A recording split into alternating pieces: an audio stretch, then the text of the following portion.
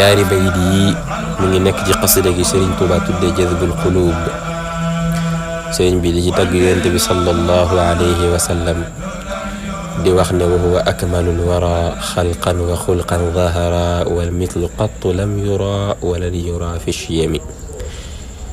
di wax ne yonent bi sallallahu alayhi wa sallam daal ni ko yàlla bindee ci bindin amul kenn ku ko bindee moo ci gën a mat la ñëpp, waaye ni ko yàlla bindee ci jikko amul kum ci nuróoleel moo ci gën a mat ñëpp. wa innaka la ala xuluqin azim. te ku mel ne moom mësul am, waaye ku mel ne moom it du masa am.